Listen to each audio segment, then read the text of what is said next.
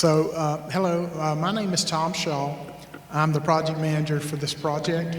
With me today on the stage is Colonel Jeremiah Gibson, the commander of the Vicksburg District, and beside him is Brandon Davis. He is our planning liaison with Vicksburg. We are very, very appreciative of you folks taking time out of your busy day to come and give us the opportunity to speak to you for a little bit. And as the commander said, we want your input. We want your feedback.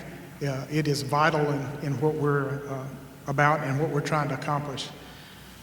Also with us in attendance are a couple of folks from the Rankin-Hines Pearl River Flood Control and Drainage District.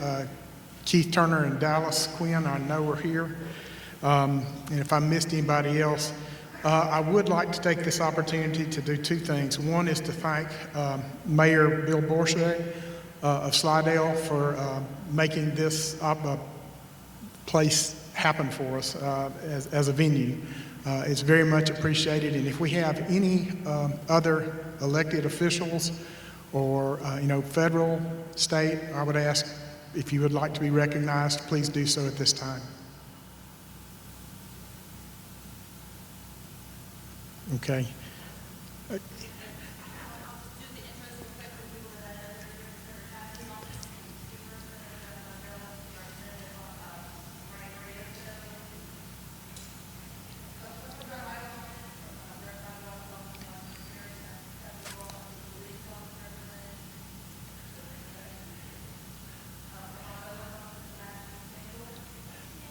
Yeah, they can't hear. Thank you. Okay, can you hear me now? Okay, I'll go a little slower. All right, from Senator Cassidy's office, Kathy's on the front row, Senator Beth Mizell, Representative Brian Glorioso from the other side of Slidell, Stephanie Brault from this side of Slidell, welcome to District 76. From Rep. Weibel's office up in Washington Parish, Chief Fandel is here, Mayor Borchard is here, over here. From Senator Owen's office, Steve Scalise's office. Did I miss anybody? Okay, there you go. Thank you so much, and that's a perfect lead in. We would ask, these proceedings are being recorded both on video. We have a court reporter providing transcriptions. Those two end products, if you will, as well as the presentation, will be posted on the public-facing website for this project, and you'll see that address come out in just a moment.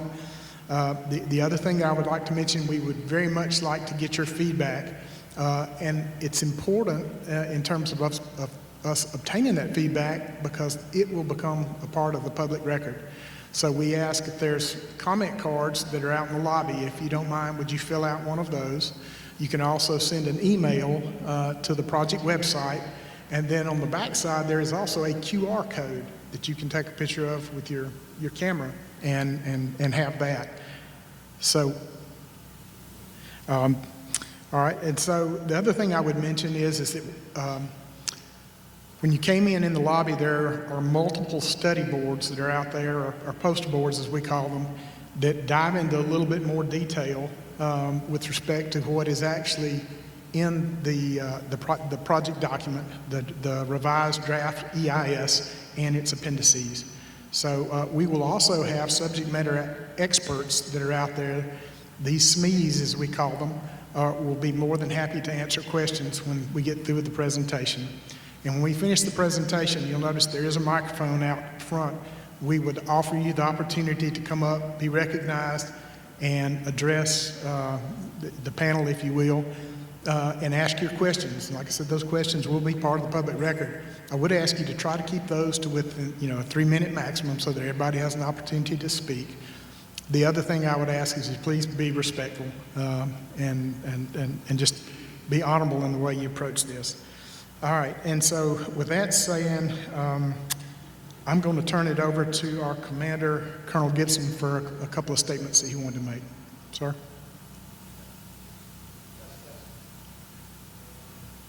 Even better. Okay. Thanks, Tom. Appreciate it. Good afternoon, everybody. My name is Colonel Jeremiah Gibson. I'm the commander of the Vicksburg District of the United States Army Corps of Engineers. I'm honored to address you today regarding this revised draft environmental impact statement for the Pearl River Basin Mississippi Flood Risk Management Project. This marks a significant interagency milestone to address flood risks in Jackson, Mississippi, and I want to emphasize the critical role of your participation during this National Environmental Policy Act, or NEPA, review period. The NEPA process ensures federal projects are thoroughly evaluated for their environmental impacts, their technical feasibility, and alignment with the public interest. This revised draft environmental impact statement, published on July 3rd, 2025, this year, is open for public comment until August 18th, 2025. It evaluates flood risk management alternatives to protect Jackson, Mississippi from devastating impacts of flooding as experienced in 1979, 1983, 2020, and others. Your feedback during this 45-day period is essential to shaping the project that is effective and responsive to the needs of all communities. So under Section 3104 of the Water Resource Development Act of 2007, the Secretary of the Army is authorized to construct a flood risk management plan that is technically feasible, environmentally acceptable, and provides a level of flood damage reduction equal to or greater than the National Economic Development Plan. It's cut and paste from the legislative language. So the revised draft environmental impact statement assesses those criteria, ensuring the report meets rigorous engineering standards while minimizing environmental impacts. This includes engaging the Pearl River Basin, and we look forward to working with the downstream communities. We met with Monticello last night. We're here in Slidell this afternoon. Our commitment to you is to deliver a project that is practical and sustainable, preserving the natural resources of the Pearl River while protecting all communities. Your community input is the cornerstone of this process. The previous revised environmental impact statement, which was released last year in June of 2024, received over 6,000 comments in places just like this. That demonstrates a deep engagement and commitment of our stakeholders. Your feedback last year prompted us to refine the project alternatives that we're going to show you today. This ensures that the proposed solutions balance a technical flood risk reduction and environmental stewardship. So by participating in this public meeting and providing written comments or engaging through email or snail mail, you really help us identify your concerns, your community concerns. You help us refine the alternatives, and you help us ensure that we have collaborative support within our communities. Said another way, your voices ensure that the solutions presented today reflect the priorities for those who live, work, and thrive in this region. We need to hear your thoughts and your recommendations. I urge you to engage in this NEPA process. Attending our meetings is the first part. Reviewing the revised draft environmental impact statement and sharing your thoughts is also inclusive. Your participation ensures we develop the flood risk management solution that is technically sound, environmentally responsible, and reflective of our shared values. And so I also just want to highlight on the map there, I recognize we are on the southern portion or bottom part of this map. We're in Slidell. North of us is the 444 miles of the Pearl River Basin. What matters up there affects you down here. I know that loud and clear. I hear you loud and clear. I grew up in St. Louis, Missouri. I grew up on the river. What happened to me, upriver on the Mississippi River affected St. Louis, but I was also cognizant that what happened in St. Louis affected everything downstream. I grew up learning that lesson. That lesson continues today in this outreach. I will tell you that we're talking, and we have studied the 31% or the 35% number in the upper Pearl River.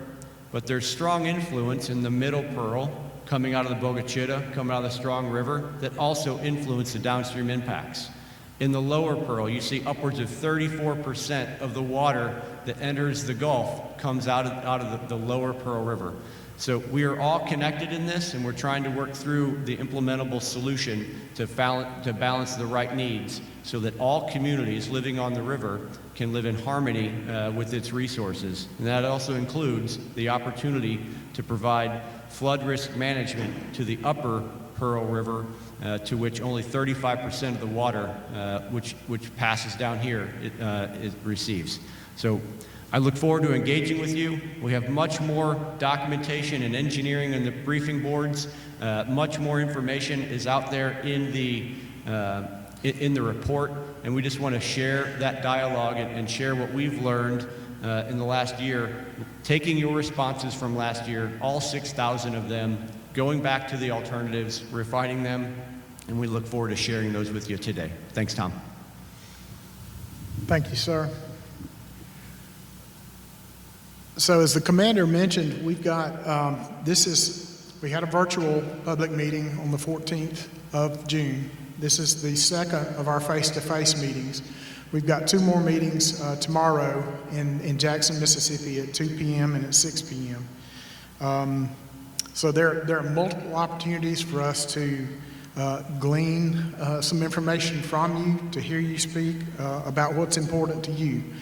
And so the purpose, why are we here today? Well, the first purpose I would just mention is very simply, we want to provide you with an update since, as the commander mentioned, we were here the summer of '24. We're wanting to give you an update on what's changed, what we heard and what we've learned.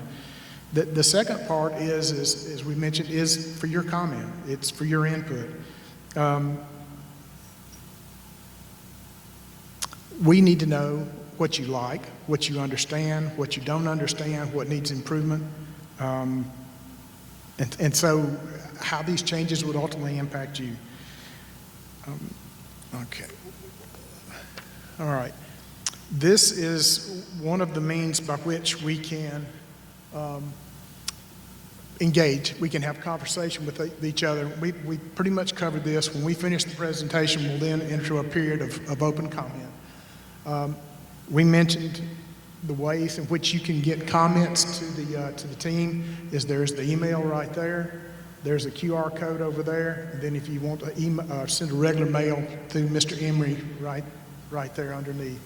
I might mention one other thing, that as we go through the slide deck, you see there's a kind of a brown border at the bottom. That brown border will have links, if you will, not a link as in if you press it, it would go there, but it will tell you within the document, within the appendices, where that information will actually lie to give you some additional detail. All right, and at this point, we've got just a real brief look at what does the document actually look like. The portion of the main document is broken up into sections. Those sections are by subjects, if you will, areas of responsibility that we have to address as part of our regulations and guidance, as well as NEPA. And then on the extreme right-hand side, you see that all of the various appendices that are associated with it. I might point out, we did get some feedback that it is an excessively long document. I understand it is very long. We did include the submission from last summer, as well as the submission by the non-federal interest, Rankin Hines, and so that's part of the bulk there, but we did that as opposed to referring to it. Okay, we've already touched base on the meeting schedule. Okay, project purpose. So we were authorized to provide flood risk management or flood risk reduction. The Jackson metro area has about 500,000 people, and it has experienced repeated flooding for 146 years, that since the chief of engineers actually produced a report. And so we are tasked with coming up with potential solutions for flood risk management, the evaluation of the consequences and the impacts that are associated with those. And so the updates. So what changed? As you go through and see the document, you'll hear us talk about different alternates The previous submissions had an alternate A, which is all non-structural, the alternate C, which is the Rankin-Hines submittal, D and E. The feedback that we got from all of our public meetings last year led us to change them. So what you hear us talk mostly about would be alternate A1, alternate D1, and alternate E1. The A1 was the non-structural solution. D1 is the proposed solution that would include a weir, and E1 is basically D1 without that weir.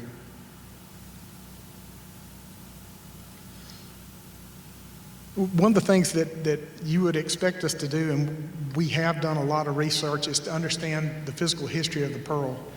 Anybody that has lived along this waterway knows that and understands that there have been a lot of changes on the Pearl, some man-made, some natural.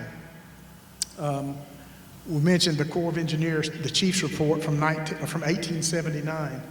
Even back then, they recognized that there were problems with bank caving, with trees falling in the river. And at that time, there was actually a significant navigation.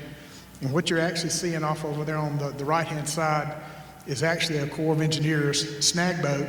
I believe this is 1909, and it was just right close to Rockport, and it was pulling snags out so that they could still have navigation on the river. And then the other thing that many of you may be aware of is that we actually had real navigation in that they moved sand and gravel up and down the waterway. But due to, we were restricted from doing dredging, and you know what happens when you don't dredge, you sediment in, and eventually they could only light load, and then it became unfeasible from an economic standpoint to continue moving their goods. And then lastly, it was deauthorized in 2016 from a navigation standpoint. So more onto the current project. Going all the way back, as I mentioned, the 1879 Chief of Engineers reports, you'll see the Ross Barnett Reservoir was constructed. And then the federal levees came about in 1968, and there was channel straightening that was done in association with I-55, the creation of that roadway in 1971. And then anybody that's been around or lived on the Pearl, they understand that the 1979 flood was the flood of record and very, very significant and devastating to the area around Jackson, Mississippi in particular. So where we are today, and so if we're on the extreme right-hand side of your screen, we're moving forward with a project that was first submitted by Rankin-Hines in 2018, and then finally in 2022 to get us to where we are today. We have worked in conjunction with them to develop the project that we currently have. All right, and at this time, Brandon's going to talk about the comments, what we gleaned from Slidell's visit last year. Thank you, Tom. And good afternoon to each of you. My name is Brandon Davis. I am the planning lead out of the Vicksburg District, worked for Colonel Gibson and with Tom. And we're here last year and obviously met most of you, a lot of familiar faces out there. Great to see you back, and I want to thank you for your comments last year because it truly did make a difference in how we approached this project. Yeah, thank you, sir. Well, one of the things I do want to point out to you is that no decision has been made on the direction. What we were directed to do was to provide information to the Assistant Secretary of the Army for Civil Works, them to make an informed decision, and that's what we have to show for you today. Before we get too deep into the alternatives and the environmental pieces, I wanted to really set the table with you to talk about the comments that we received from you back in 2024. As Colonel said, we received over 6,100 comments, but some of the main comments that we broke down to really understand what was the problems that you guys were identifying for us down here in the Slidell area. If you look at the box up there, the bottom right-hand corner, the top 5 comments that we received from this area, either being in public here or via some type of letter documentation, downstream impacts, the hydraulic concerns, threatening wildlife, endangered species, recreation, and project features. I don't want to go over this word for word. We do have those boards out there in the atrium that you can look at.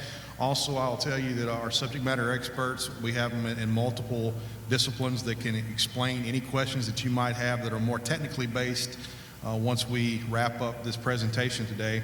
But one of the things I really want to set the table with, if you look at the top comment up there in the top, it was how will downstream impacts from the project be managed and kept under control? I think the one important thing to take away from today is that based on the the hydraulic analysis that's been completed, there's no impacts in the state of Louisiana being expected due to the construction in the Jackson area. And the Colonel talked about that, the downstream impacts currently noted to end by River Mile 200, which are approximately 5 miles north of Monticello. To offer transparency on that, we also, as Tom noted, you're going to see in the bottom of each slide, there's going to be a box that'll show where that information is located in each section of the document. But you can see there, this is found in Section 4, Appendix E.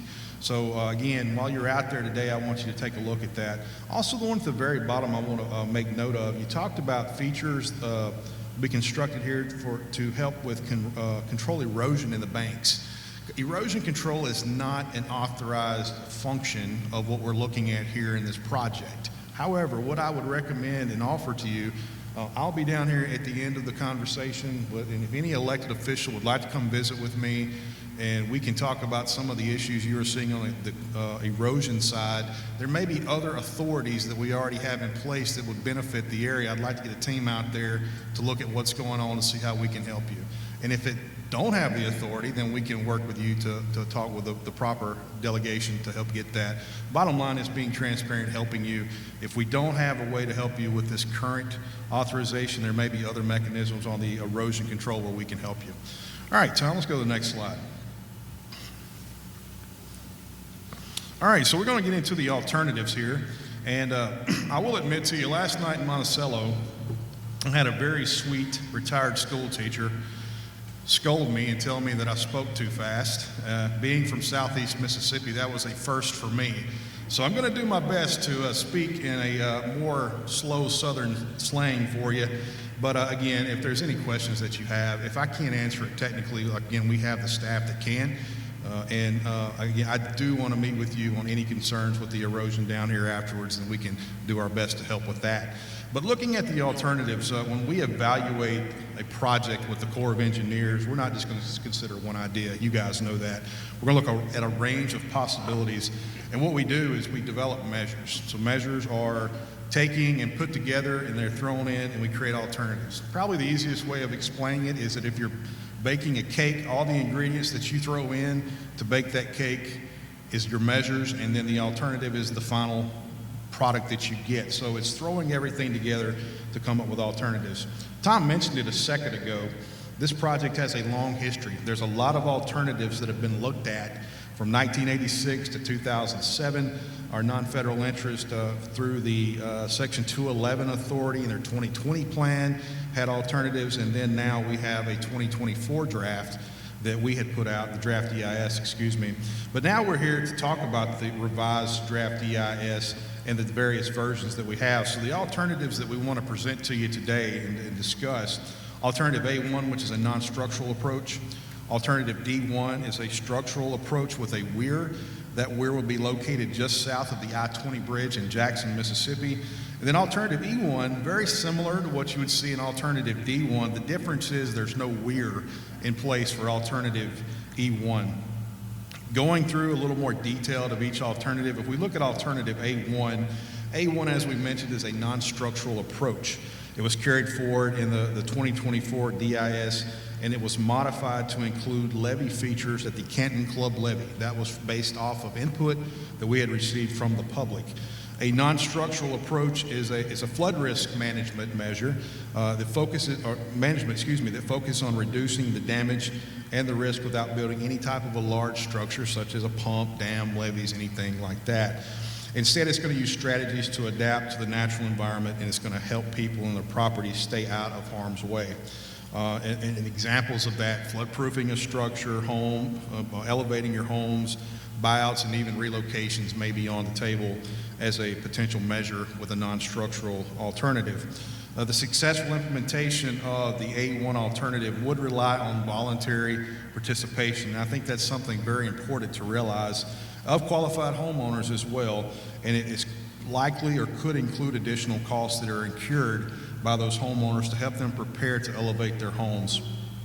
Alternative A1 did garner a lot of support from non-governmental organizations and certain federal agencies, but it did fall short of being effective and practicable, making it insufficient for addressing the long-term flood risk in the Jackson area. Really, the bottom line is it didn't provide a level of protection for flooding in Jackson. Also, some of the other things that looked at on Alternative A1 is that some of the areas where these structures would be elevated, they really aren't in conditions to be elevated. And it's also a lot of these areas, they aren't owned by homeowners, they're owned by individuals that rent them out. So there's the potential issue of maybe replacing these communities and displacing individuals that lived in those homes. So Alternative A1 was not carried forward. Next slide, Tom. So Alternative D1, it does focus on a more structural solution to reduce flood risk in the Jackson area. The approach includes a series of large-scale construction efforts designed to improve and manage the flow of water through the Pearl River. But what does it do, and kind of really what is the so what to it? And this is a point that I want to make sure that I get across clear to you. It's the deepening of the channel overbanks. There's not going to be any type of activity or dredging in the channel, river channel itself. What it's going to be is going and allowing water to pass through in high flow events, and it's going to reduce the likelihood of flooding in the surrounding areas. So we're going to go out and we're going to work to clear the overbank areas outside of the channel. We have a great slide or a great board out here, I believe, as you walk in, that gives a visual representation of what that would look like. So I would encourage you to go out and look at that. But yeah, very important that it's not going to touch the channel itself. It does add 4 key levees: the Canton Club area, McLeod, Richland, and Caney Creek. They would be built to provide protection to 705 homes and also 40 industrial structures behind the levees in the Jackson area. There's a new weir and a fish passage. As we talked about, one of the key features one of the features of D1 was the weir. The weir would be built, and it also would include a fish passage and a low flow gate to maintain the connectivity of the aquatic ecosystem. Also support like we talked about, supporting the local ecosystem. The weir would also provide attractive locations for recreational features as well. Some of the auxiliary features, such as the improvements to the existing federal levees, like pumps, seepages, are also needed to accommodate ponding behind the weir. Non-federal levee improvements. Levees not currently under federal jurisdiction, such there's one at the Savannah Street wastewater treatment plant that would be improved to increase system-wide protections. Bridge modifications. Some of our bridges, the structures around them would have to be armored to accommodate and modify the channel to ensure the safety and there's no interrupted traffic flow. There wouldn't be any removal of bridges, but we may have to go in certain areas and put rock or other type of armoring around the structures of those bridges. And mitigation features, these may include environmental enhancements, habitat restoration, or compensatory measures to offset any unavoidable impacts from the construction activities. Overall, on D1, it aims to reduce flood risk through major infrastructure upgrades, while also taking steps to minimize the environmental impacts and maintain ecological functions. I want to point out that on alternatives D1 and E1, while we don't show there being any type of non-structural elements included in those, it could be the preview or the prerogative of the Assistant Secretary of the Army that those could be added back in certain situations. I just wanted to point that out to you. Next slide, Tom. If we go look at alternative E1, as I'd mentioned to you, alternative E1 is pretty much, it's the same other than there is no weir for downstream of the I-20 bridge, but everything else the same, the channel, the overbank areas, of cleaning those areas up to help with flow during high events, the additional levees, the non-federal levee improvements, the bridge modifications as we talked about, again, not changing or taking bridges out to interrupt traffic flow, but more of doing better structuring, armoring around the structures of the bridge. And then there would be mitigation features as well for this alternative. All right, next slide, Tom. All right, now I know this slide is very important to most of you because you made it known to us that hydraulics was a concern. This is a graph, a really good graph that I wanted to go over with you. And what this graph does, it shows how the water surface levels are expected to change with and without D1 or E1 during a 100-year event. That is a storm that has a 1% chance of occurring in any given year. And that's really the common benchmark that we look at when we evaluate flood risk projects in the Corps. If we're trying to interpret this graph, on upstream is to the right of the figure. And you look up to the very top there, thank you, Tom, you can see the blue line, and then you're going to see an orange line. The blue line shows what the water surface level is without the project being implemented, and the orange line shows water surface levels with D1 or E1 in place. And as you can see, the weir is up at the I-20 where the proposed area is, and you can see how the water levels, how they come down, and they get really close to meeting with each other. The biggest expected inducement is 3.5 inches. This is reduced from previous alternatives that we have seen and evaluated. But as you move downstream, the influence of the project steadily declines due to both the physical and the ecological characteristics of the Pearl River system. Again, that includes the widening of the river and the connection to the other tributaries, as the Colonel was mentioning earlier.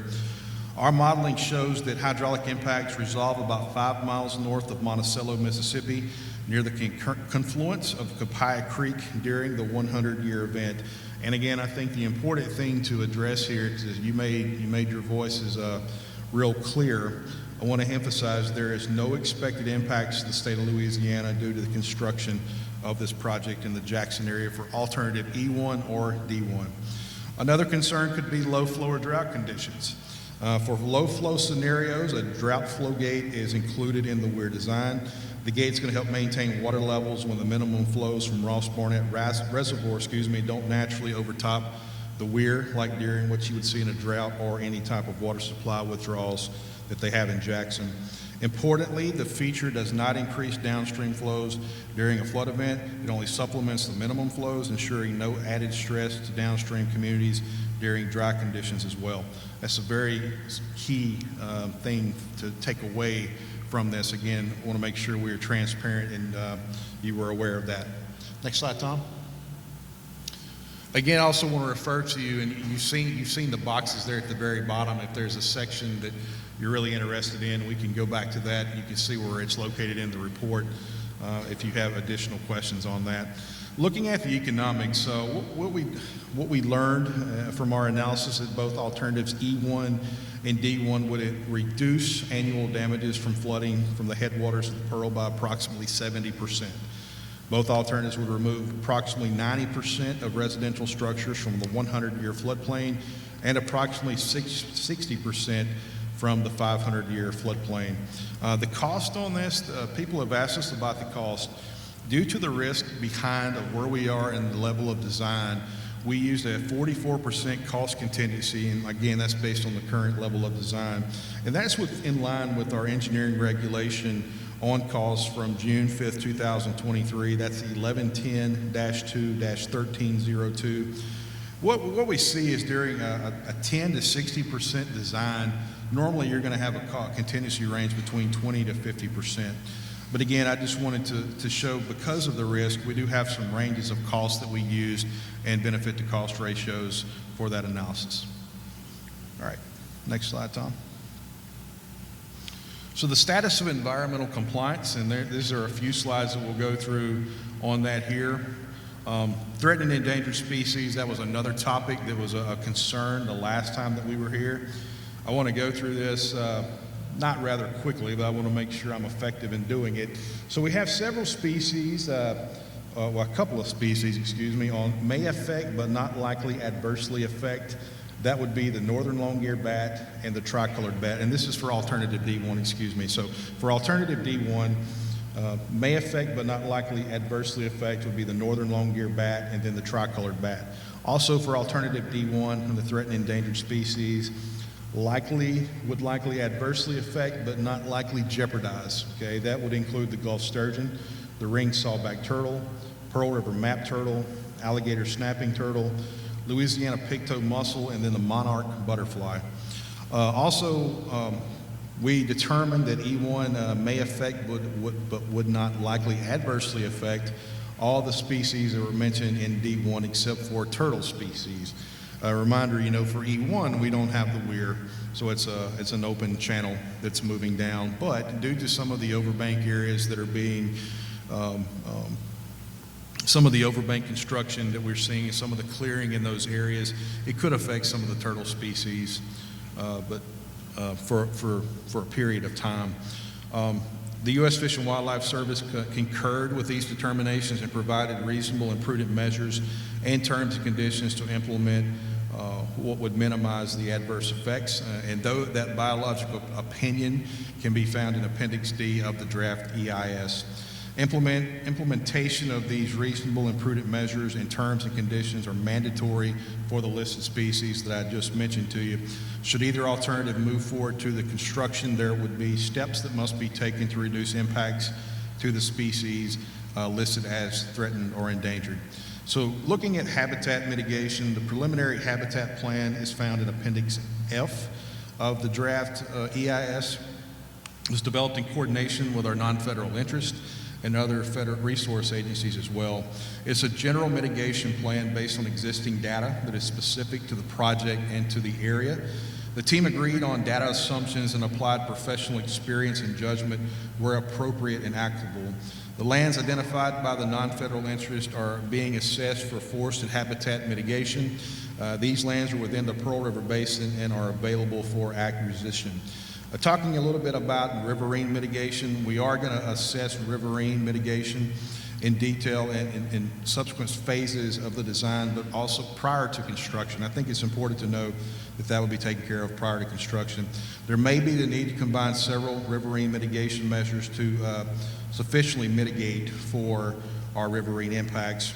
Both of these alternatives would impact several ponds and oxbow lakes, which are considered lacustrine habitat. However, alternative D1 would create a large but similar type of habitat, so mitigation would not be required as it would be self-mitigating for that type of habitat.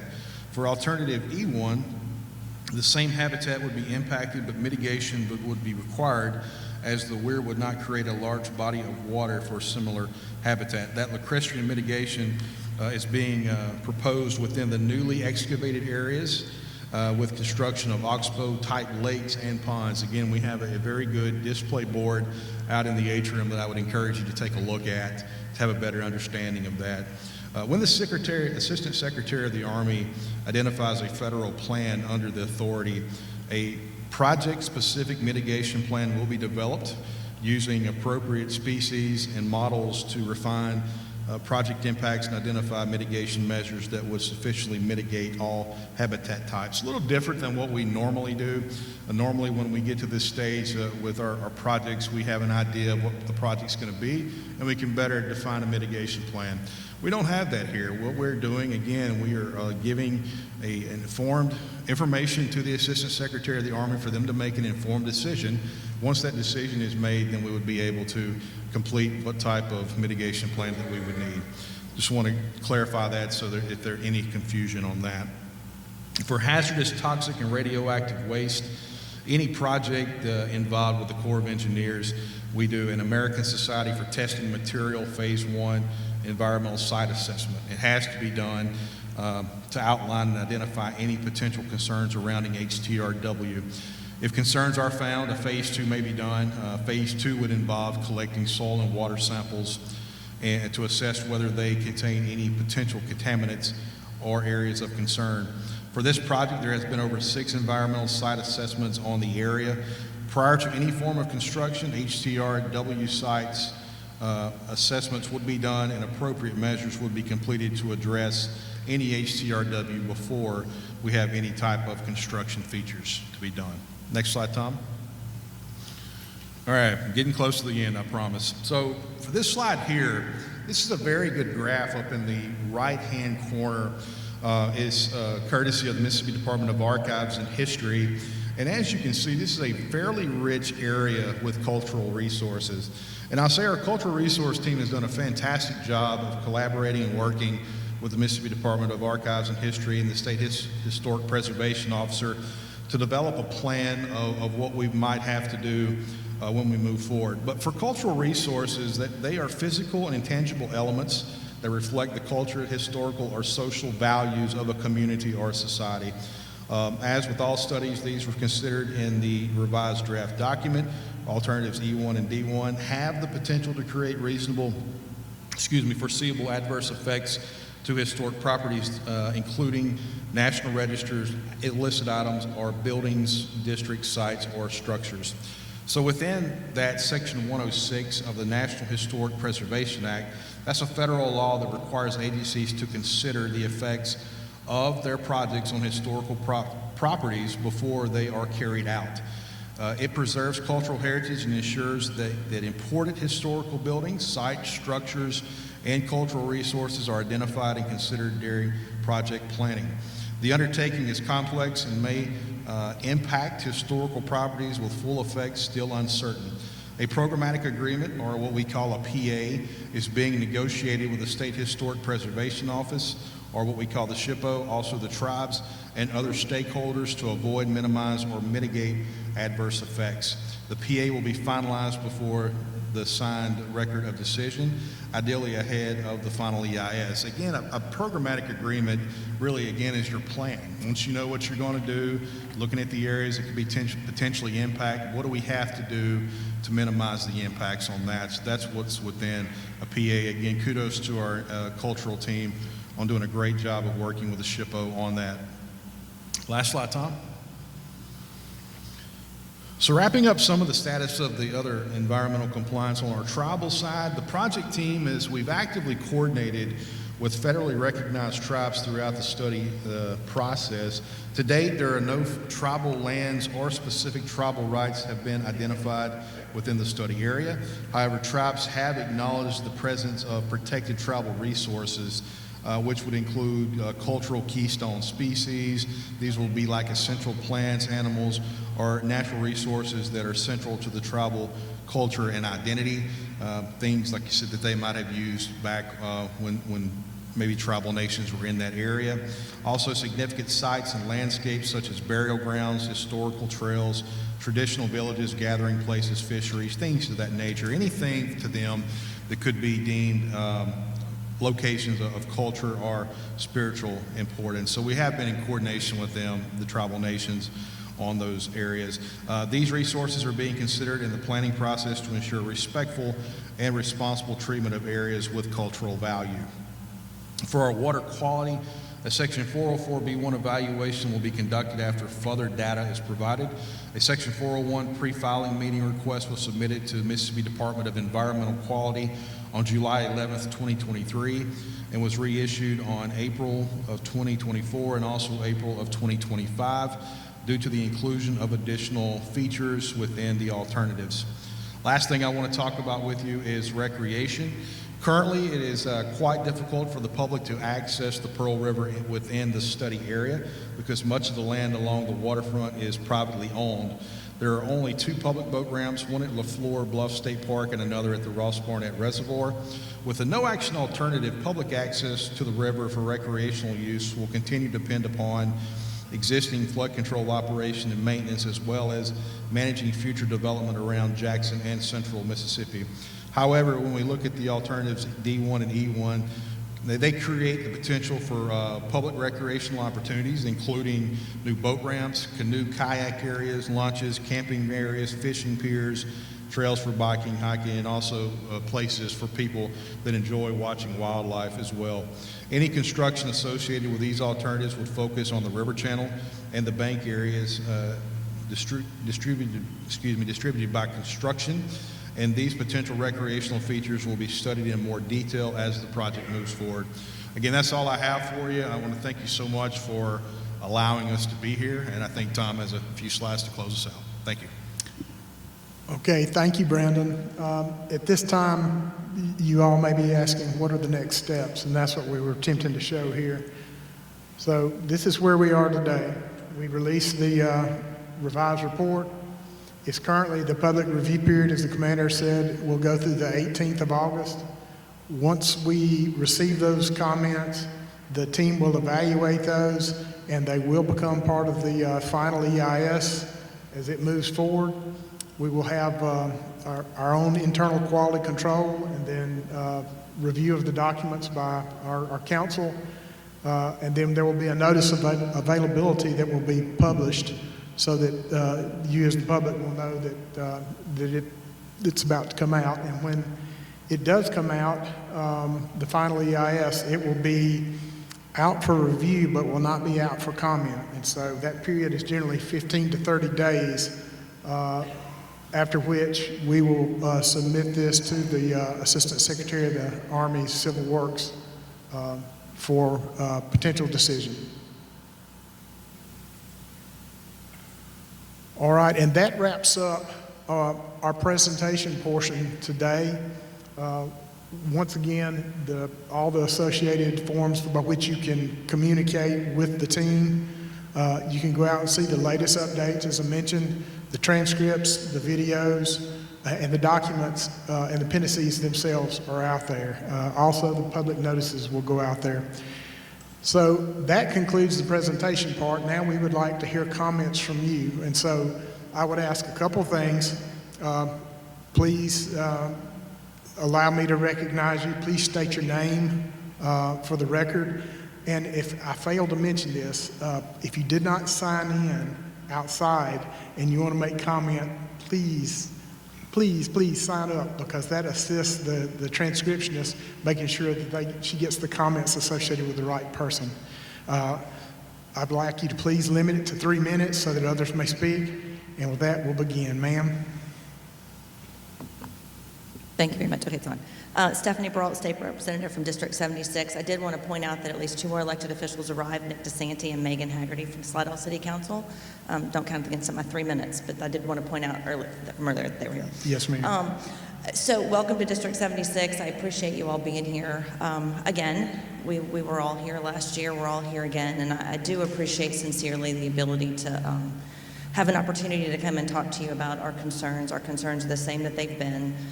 We were here in 2018, we were here in 23, we were here in 24 with the same concerns. I've got 2 big kind of buckets, and then I'll sit down and take a break and maybe come back with more questions in a minute. I do want to start with the money.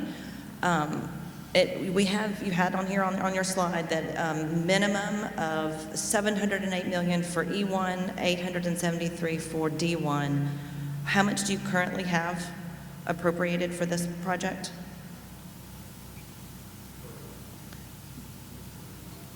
$221 was appropriated. 221 was appropriated. Okay, and I'll come back to that in a minute. So no matter what happens, you will need additional appropriations from Congress to proceed with either one of those 2 plans. So outside of A1, you will need additional funding for that, either way. I want to point out on the record, and I know that we've spoken about this a couple of times, the Pearl River is not currently healthy. The Pearl River is currently silting in down here. We're speaking really on the lower Pearl, but it is silting in, water is backing up. For a lot of different reasons, this is super important. There's commerce on the river, the river is becoming where it is not navigable. It is backing up into people's homes. And it's also a flood protection issue. We've got a lot of conversations going on about flood protection for the Slidell, Eastern St. Tammany area. There's 2 separate federal projects being considered. One includes a levee that goes up the middle of my district. The other is a lake barrier, but all the people along the Pearl River are left out. And so any flood protection possibilities that we're going to get will be from a potential lake barrier to roadblock, slow down the water coming in, but also rebuilding our marsh. And the only way we can do that is if the river is healthy. So our river is not healthy. It is currently getting us to the point that we're potentially going to be flooded, and also is going to prevent future storm surge protection. So one of the things that we have asked for, 2018, 2023, 2024, and again I'm asking for it today, is a downstream impact study. There is a document that is signed by the federal delegation and another document that was signed by state legislators from both Louisiana and Mississippi asking for a downstream impact study. The requirement is that this be environmentally acceptable. And it said in the chief's report last time and again in this report that additional study is needed to ensure that it is environmentally acceptable. I know that your scope is only to study within the 10 miles, but your responsibility is for the entire Pearl River Basin. So my question is, the $220 million that's sitting there, for this project. This project is required to prove environmentally acceptable. Why can't that money be used? And I'll sit down.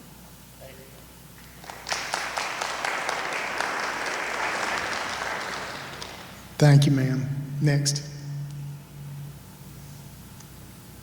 Good afternoon. My name is Charles Nelson, and I am an engineer, very familiar with the Corps of Engineers, and a resident of New Orleans, but a visitor to Burlington since 1947. My grandparents bought property in Burlington before Highway 90 was built. In fact, their artesian well provided the water to mix the concrete to build the bridges on Highway 90. So I've been over there a long time, lived out of state, overseas, and moved back to the U.S. in 1978, a year before the 1979 flood that did $500 to $700 million worth of damage to Jackson, according to your slides. And I provided some benchmark elevation of flood levels in Burlington so that the Corps could calibrate their model of what happened during that flood. An interesting thing some of the locals told me at that time was that the Ross Barnett spillway north of Jackson was used for recreation as well as for water supply and flood control, and that there was a bass tournament that was planned in the spring of 1979, and local influence encouraged, allowed, or directed the Corps to keep the level of the Ross Barnett spillway high so that the bass fishermen could have a nice rodeo. That is when the rains came and the spillway did not have volume for flood control. So it overtopped and it flooded everything Jackson seriously. But in retrospect, it looks like, yes, that was a natural disaster, but it was amplified by human decision. And that's one point I wanted to bring into discussion to find out if it's true, and if so, what can be done about those human interventions of the natural amount of water that's going to be coming to us in the future. I guess two other things. The locals down in Burlington, to a person, believe that this is a real estate play for the people who will own enhanced value on their real estate along this 1,500-acre lake, both east and west banks. I don't know if that is true, but those who are conducting this study, I think, should address that. There's very little population in Burlington on the East Pearl River, not compared to the West Pearl that is, the jurisdiction in Slidell. But I just think that's an issue that could and should be addressed. The last thing I wanted to say is personal experience. Our property is between Highway 90 and Interstate 10. The construction of the Interstate 10 interstate seriously affected the behavior of the watershed in the Honey Island Swamp. It, when the flood happened before I-10 was built, it was 5 miles wide and 1 feet deep. After I-10 was built, you only had 3 openings at the West Pearl, the Middle Pearl, and the East Pearl, the largest of it being the East Pearl River, 1,800 feet wide. And that created a dam that forced a lot of water down the East Pearl River, which caused a lot of damage for erosion of the banks. That was studied by the Corps after the 1979 flood. The final thing is personal observation is the water level in Burlington in the East Pearl River is on average 6 inches higher than it was 10 or 15 years ago. That's personal observation. And it's also been corroborated by a study from Texas A&M and LSU and maybe one of the Mississippi universities who studied water levels across the Gulf from Texas, Louisiana, Mississippi, Alabama, in Florida. And they published independent reports that the average level in the Gulf of Mexico, Lake Bourne, et cetera, is indeed 6 inches higher than it was 20 inches ago. So as things go forward. Sir, could you, we need to move along. Can you Yes, finish up? okay, Thank you. well, I'm just going to say that sea level rise at the mouth of where the Pearl River dumps into the Lake Bourne, Little Lake, and then on out into the Gulf should maybe be part of what is addressed. And see, it may not have any effect all the way up to Jackson, but the behavior of your control of water flow coming down is going to be important. Thank you. Thank you.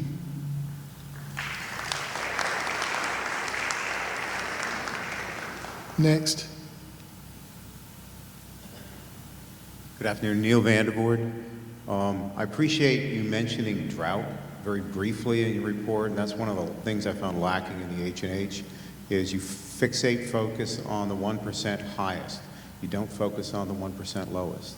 And so the question is going to come, like we've all been kind of addressing here, is what's been going on with the lower Pearl, is you can't really emphatically say that there's no impact down here because you haven't studied it. And so I would request that the Corps look at doing an entire analysis of it, but all the way down. There's got to be, 200 AdCirc models of the Pearl that's out there. So it's easy to extend it down. Use your HECRAS and just match them up somewhere. But I would request I get looked at.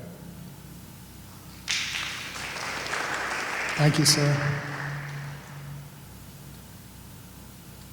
I don't know if this is going to be a 3-minute. I'm just going to be honest with y'all. Thank you. First of all, I want to say congratulations to every one of y'all who showed up to this meeting. Secondly is, and I'm going to just call it like it is, shame on this to be happening at 2 o'clock on a Wednesday instead of a Friday evening from about 8 to 10 o'clock so all of the Slidellians could be here. I didn't notice anything or know anything about this, didn't even know about the 24. I got a call that says, hey, they're going to dam the Pearl. I found out today.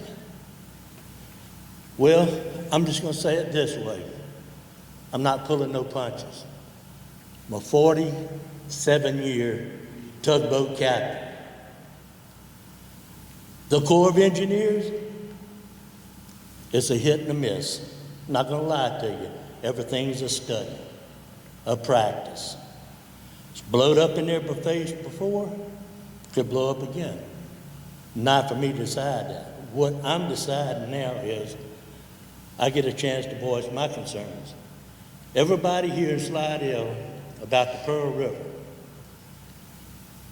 When I was 13 years old, I went up and down the Pearl River on a tugboat, bringing paper wood to the paper mill in Bogalusa, bringing rocks and sand back down. Everything was great, and we shut all this down. Now, just recently, as maybe 8 months ago, I fish all the time, so I'm in that river. Everybody here knows about the sandbar when you go across 59 coming to Slidell. You see it? Here's what's been happening. Now you see it, now you don't.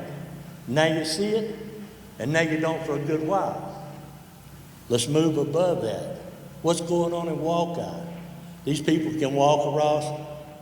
The Corps of Engineers got involved in something up there? I have no idea, but I'm fixing to find out more about it because Walkeye is drained. And again, the fluctuation, it looks like the joke is going to be on us because now, before all that even happened and the sandbar started missing and coming back, now all of a sudden the Pearl is sealed in. That was a problem by bringing and moving water. Again, a lot of us didn't have a lot to know about all this information and all of this on an assumption. And just like the fellow that just left and the one before him, all of this starts up in Mississippi. Well, let me tell you what I've heard. Maybe I'm wrong, maybe I'm right. Jackson needs a nice new lake. And I think the experiment with us is coming down to us down here now. Don't know this for a fact yet. Also, I was told, this has been decided. It's not going to change. It's not going to go away. Tell me, am I wrong? Y'all, this can't be stopped now? Y'all's proposal can't be stopped? Tell me right now, if it can, if everybody's in disagreements about it. Everybody can make anything look. Look, you make a silk purse out of a sow's ear if you clean it right, but at the end of the day, it's a damn pig's ear. Y'all can show us and tell us everything you want. All I pretty well much heard through this presentation was blah, blah, blah, blah, blah, blah, blah, blah, blah. And I'm lost. But if anybody can do anything about this, let's start with the lower Pearl, do that impact, and then come back and revisit. Don't start telling me about what we up in Jackson and above that. 79, yeah, they had floods and all. But y'all know what was going on when it flooded. But we ain't gonna talk about that. Again, we're working on this.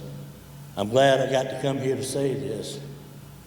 But I'm saying now, wrong is being wrong. And in all these changements, all I can tell you behind that, there's money behind it. Something's to be gained behind this. Don't leave Slidell and don't leave the Pearl behind. Thank you. Hang on just a second. Sir, could you give us your name, please? Is it necessary? I mean, I'll tell you. No, well, But you know, what's the significance? I'm a Slidellian. I'm 70 years old. My name is Harry Morgan. thank you kindly. You want my address too? No, sir, it's not required. It's just part of the transcription. And I signed in also. Thank you. That helps. Yes, ma'am. Yeah, good afternoon. I'm Beth Mizell, State Senator for District 12. Slidell is not in my district, but I have that part of the Pearl from Bogalusa down past Sun. We've been waiting for years for a study on the weir that we have in our part of the Pearl. I think St. Tammany and Washoe Parish both put up money for a hydrological study.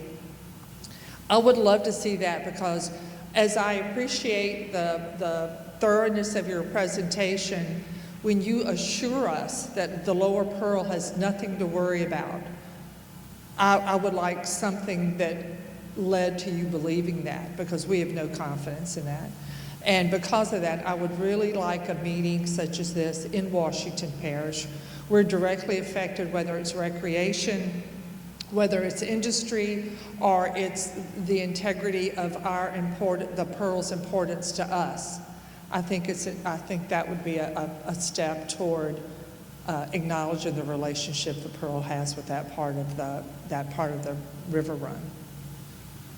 Is it possible to have a Washington Parish? Yes, ma'am, I would say so. Okay, thank you. I'll be in touch. Thank you. Next. Thank you. Representative Brian Glorioso, Louisiana State Representative District 90. Thank you for being here today, and thank you for meeting with us a couple of times before this. So my concern is not having a full downstream impact study. We are asking for that to be done before any workers move forward on this. We don't truly know what the effect's going to be downstream. There's negative effects from both more water coming down and less. And we're concerned about both, because both could cause flooding. If we have too much water coming down, we have all this silted in areas, and it's going to cause water to back into homes in our area. If it dries up and when it gets hard pan, there's a lot of water that runs off from other tributaries, comes down. I think your slide showed 34%. If that area cannot handle the water because it dries out and gets hard, then that's going to cause flooding in our neighborhoods. We already are susceptible to so many natural disasters here. I don't have any issue with Jackson getting a lake if they want a lake. I just don't want it to negatively affect us. We know the Pearl River has not been in great shape. I understand the Corps has limited ability because of the dredging and those other issues, but I think this could be a win-win if we work together. I'd like to see the lower Pearl included in the studies going forward. Maybe there are opportunities to make that a healthy environment again. It's important for Louisiana to have that marsh be healthy for hurricane protection, and I think we need to consider looking at ways to restore navigability to the Pearl, to restore the flow into the marsh and to restore those marshes, which can also affect hurricane protection, and it's not negative to Jackson in that area, but I think the limitations that the Corps has been placed under for the study is not fair to our area, and it's not truly showing what the effects are going to be. And you just have to be aware that most of us that live here have dealt with other Corps projects that we said everything was going to be great, and then we've had massive flooding in this area from that in the past. So I think we deserve to have that study done before the construction moves forward. Thank you. Thank you, sir. Yes, ma'am. Hey, my name is Jessica Gawley. I'm the owner-operator of Honey Island Kayak Tours on the Lower West Pearl. I love work to be here, and I have to go back to work right after this. So I just want to reiterate what everybody's saying. I would like to see how this is actually going to impact us, and if it's not, have proof, because I literally watch Jackson's water levels every single day to know what my work week is going to be like. So I just don't understand, living and working every single day on the river, how you guys are telling us that this won't impact us, because it does already impact me. So I just would like to see proof of how it's not going to. Thank you. Thank you, ma'am. Yes, sir. Good afternoon. Good afternoon. Charles Allen here with the National Audubon Society and the Audubon Delta Unit. Thank you for this opportunity to speak today. Audubon Delta has had a presence in Louisiana for over a century, and as a nonprofit conservation organization guided by the principle of what's good for birds is good for people, we understand that how important the Pearl River is for birds, communities, and for our economy. Because of that, Audubon has been working for many years with our local chapters and partners across Louisiana and Mississippi to protect the Pearl River from the ecologically destructive One Lake Dam project, a proposal we know to be a private real estate development scheme masquerading as a flood control project. The Army Corps' latest Pearl River flood plan, while incomplete, makes clear that the One Lake and all similar dam dredge plans should be rejected. Instead, we urge at Audubon that the Corps pursues effective flood relief for our neighbors in Jackson through the alternative A1's home elevations and floodproofing buildings, and very importantly, we call on the Corps to expand this plan to benefit more homes and businesses and address local creek flooding, restore floodplains, elevate roads, and include levee setbacks and protections for vulnerable Jackson neighborhoods. Audubon believes an expanded A1 plus alternative can deliver meaningful flood relief for those who need it in Metro Jackson while protecting birds and downstream communities. We look forward to providing our comments in writing. Thank you very much. Thank you.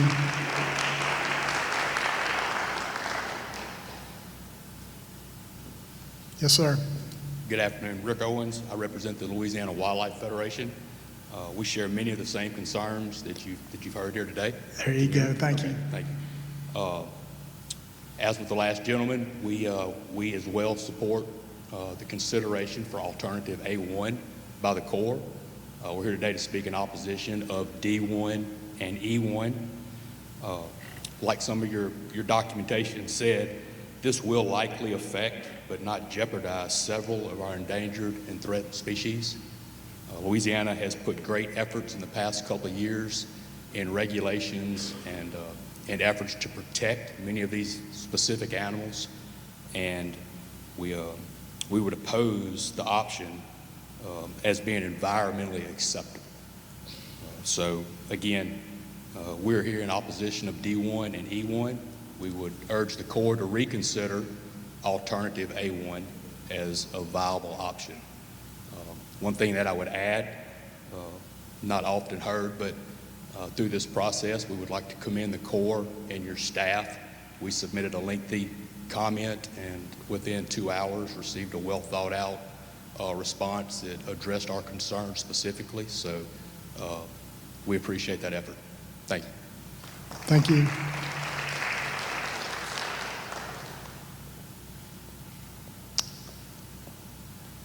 Next. Thank you for having me today. My name is Bob Owen. I'm the state senator for District 1, which encompasses basically all of basically southeast St. Tammany and the Pearl River Basin from a little bit north of the town of Pearl River all the way out to the Chandelier Islands. So this is my area. I grew up on the Pearl.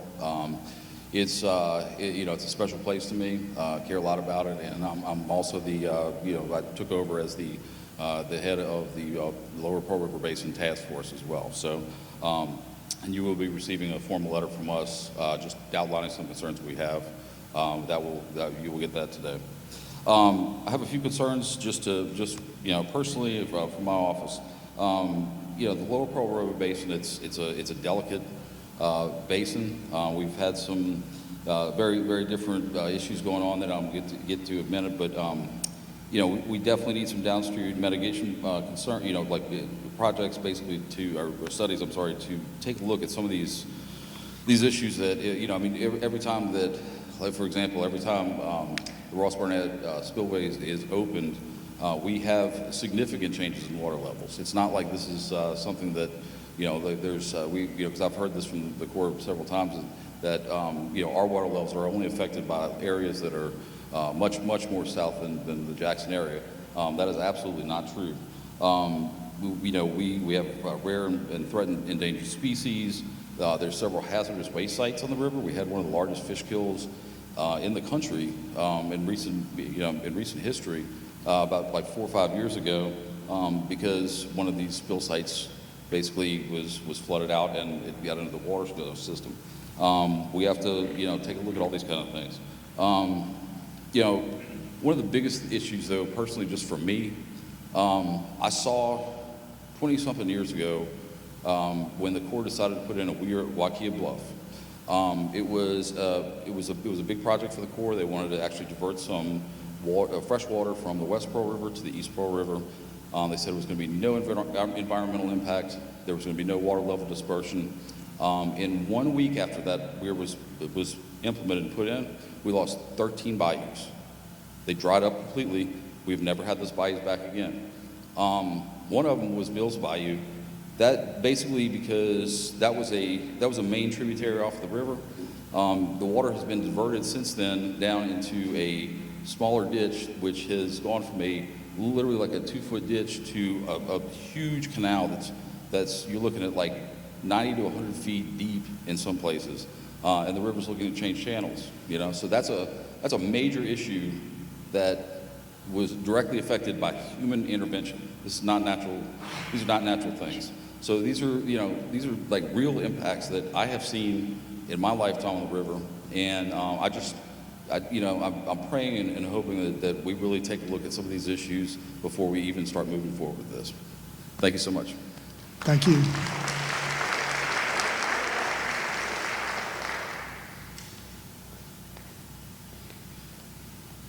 Next.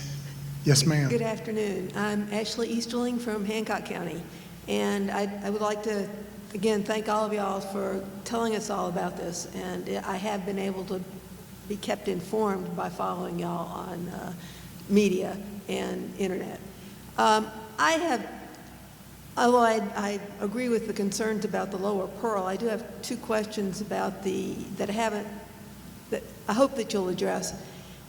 One, who would we be needing to trust to maintain the weir and the pumps that might be installed under D1?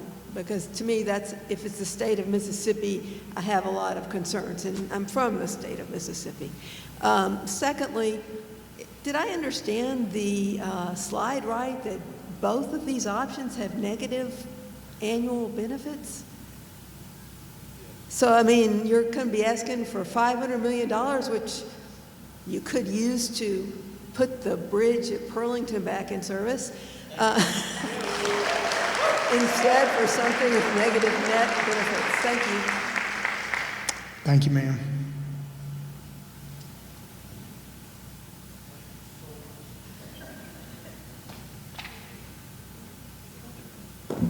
Yes, sir. Good afternoon. My name's Andrew Whitehurst. I'm the Water Program Director for Healthy Gulf, and I live in Madison, Mississippi.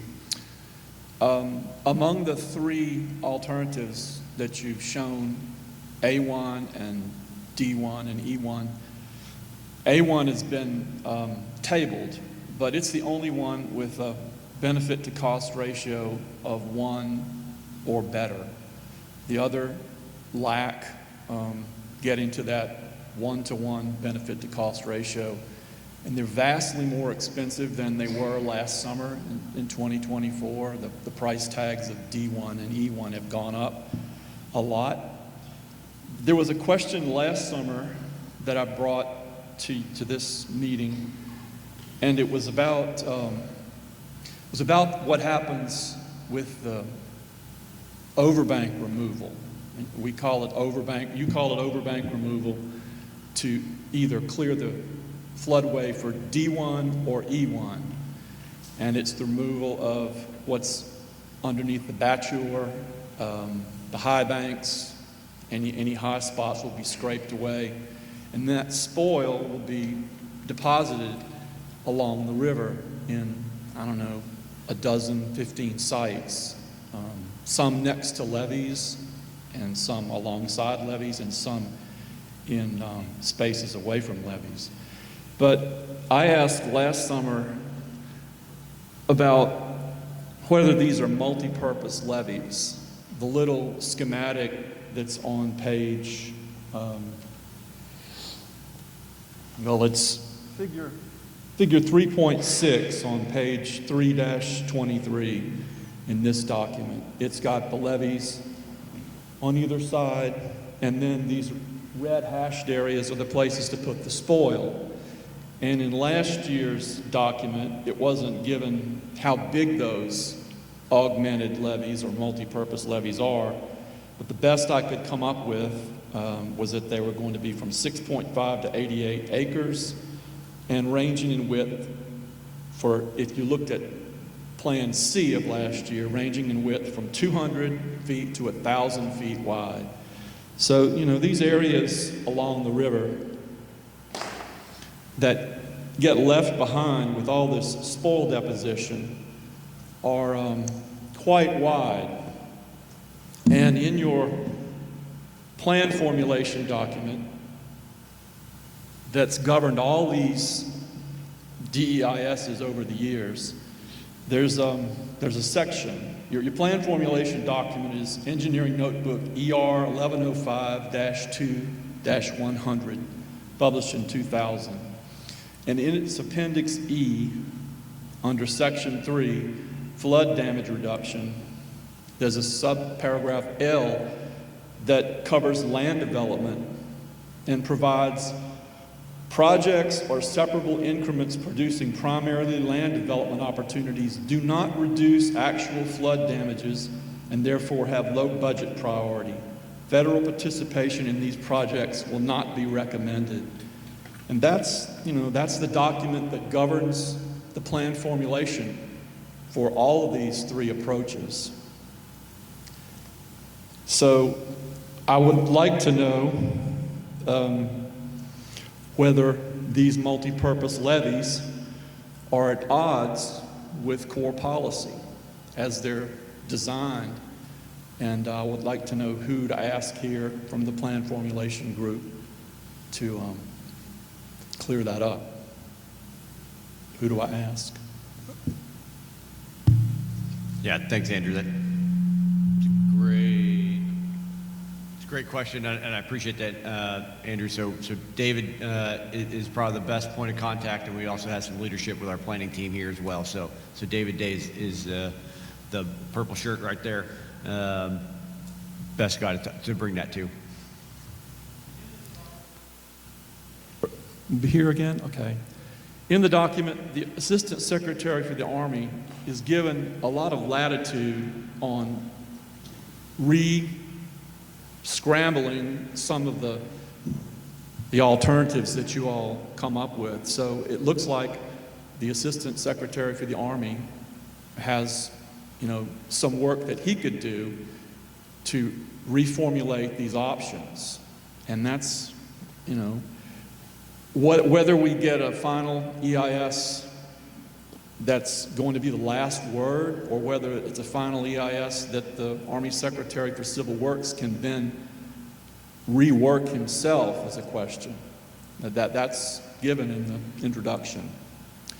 Thank you. Thank you.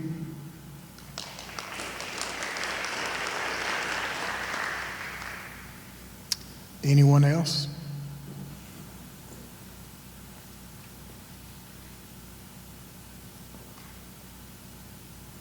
Yes, Okay, ma'am. one more. Just to follow up on what Andrew just said. A little bit of clarity. My understanding is there's no additional flood benefit between D1 and E1. Is that correct? It's all the additional benefit of D over E would be recreational. Is that correct? Okay, just wanted to clarify that. Thank you. We're still taking questions, but while she's walking up, just a reminder, if there are any technical questions or something like Mr. Whitehurst just asked, we do have subject matter experts that are out in the hallway in front of the boards. They would be more than happy to speak to you and answer questions. Yes, ma'am.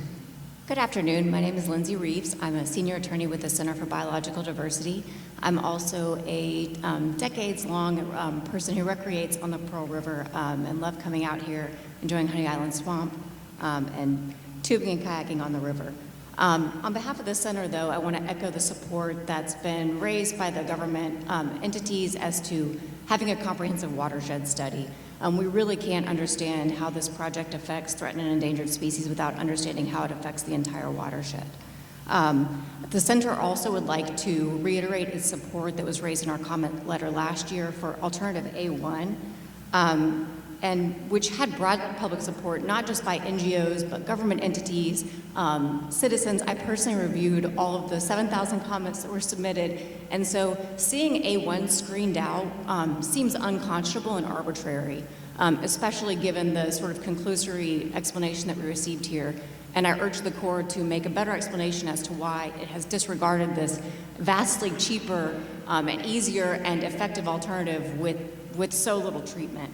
And finally, the center intends to submit public comments, written comments this year, but just to emphasize, the Pearl is home to several threatened and endangered species that are going to be put in jeopardy from this project.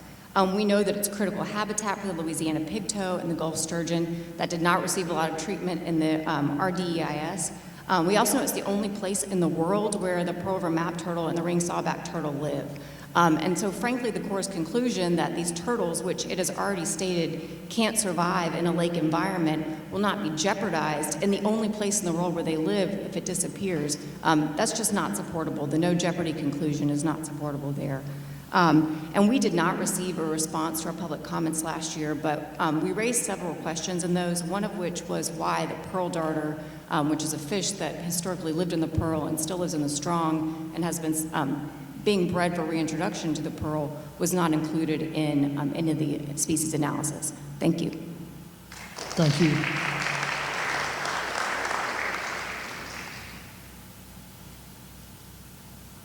Anyone else?